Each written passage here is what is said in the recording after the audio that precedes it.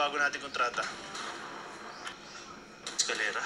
We need to retrieve a master list. Master list. Agad nilabas ni Andres yung cellphone niya, sabay sinabihan niya si JB na isa ang airpot niya sa mga nabibigyan ng payroll.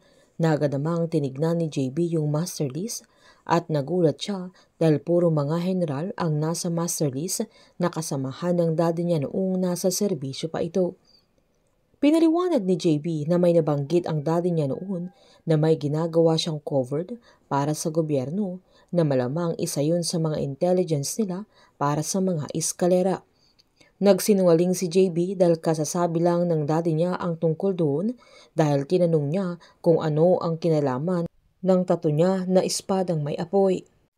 Sinaad naman ni Andres na kung covered yung ginagawa nila noon ay bakit totoong pangalan nila ang ginagamit, kaya natahimik si JB na agad niyang sinabi na wala siyang alam doon, na gusto rin niyang malaman ang katotohanan pero kilala niya ang airpot niya na isang maayos at mabuting sundalo at hindi siya korap. Habang nagkita naman sila General Novilla at Greg dahil may bagong kontrata ang grupo kung saan pinaliwanag ng general na hindi na bago sa kanila ang bago nilang kontrata, sabay abot sa isang folder kaya napagtanto ni Greg na ang mga eskalera na naman ang haharapin nila. Pinaliwanag ni Novilla na may kailangan silang i-retrieve sa kanila. Yun ang master list na yun ang bago nilang kontrata na mahalaga ang impormasyon na nasa master list dahil andoon ang mga listahan ng mga payrolls ng mga eskalera sa mga politiko, pulis, militar, negosyante at ilang sibilyan na kasabwat nila sa mga iligal at nasa hard drive ang mga bagay na yun. Agad tinanong ni Greg na hindi nila pwedeng ipagawa sa militar kaya binibigay niya sa grupo nila. Pinaliwanag naman ni Novilla na parehas nilang alam na may kinalaman ang mga eskalera sa rangko nila na ang layunin nila ay linisin ang militar at gobyerno, na malaki ang maitutulong ng hard drive dahil andoon lahat sa master list ang mga kasabwat maging ang mga nasa taas na posisyon. Pinaliwanag naman ni Andres kay JB na sinabi lang niya kung anong nasa hard drive at kailangan niya ng tulong ni Bonifacio.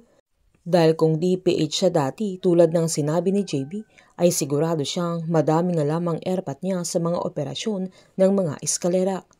Sinabihan naman ni JB na nakuha na niya ang gusto niya, nabuksan na din niya yung hard drive. Agad tinanong ni Andres na ano ang gagawin niya kung haharap siya agad kay Isabel, na i-expose ba niya ang sarili niya. Pinaliwanag naman ni JB na matanda na yung airpot niya kaya wala na siyang makukuha sa kanya, pero sinaad ni Andres na kailangan niya itong subukan, na agad namang sinumbat ni JB na siya nga na mismong anak ay hindi makalapit sa kanya at hirap siyang kumuha ng impormasyon, lalo na kay Andres na hindi niya ito magagawa, kaya wala nang nagawa pa ang binata sa sandaling yan. Dahil dito ay giniit ni Andres na hindi na niya ipipilit, kaya sinabihan ni JB na delikado na hawak niya yung hard drive kaya kailangan niyang mag-ingat.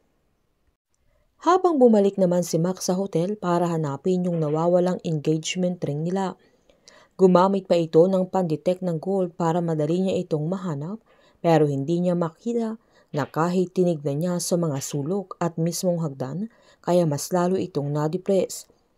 Kahit anong gawin ng dalaga ay hindi na ito mahanap, kaya umupo muna ito habang umiiyak, lalo't mahalaga sa kanya yung singsing dahil yun na lang ang natitirang alaala ng fiancé niya noong namatay ito sa labanan, kaya hindi natuloy ang kasal nila hanggang mailawan ng hawak niyang flashlight yung singsing na nasa tabi ng cabinet, kaya hindi niya mailarawan ang saya niya sa sandaling yan. Sa bagong misyon ng team na hanapin yung master list ay walang alam si Greg na hawak na ni Andres at alam din nila Max at JB ang tungkol sa bagay na yun at gagawin lahat ni Andres para makuha niya ang gusto niya at para mahanap niya ang kapatid niya kung sakaling buhay pa ito, pero hindi magiging madali para kay JB lalo't kasama ang airpot niya sa mga nasa master list. Painit ng painit ang mga tagpo, sabay-sabay po nating subaybayan ang advance episode ng Incognito dito lamang po sa aking channel. Patuloy lamang pong manood at mag-subscribe para ma-update po kayo sa mga susunod na episode. Marami pong salamat.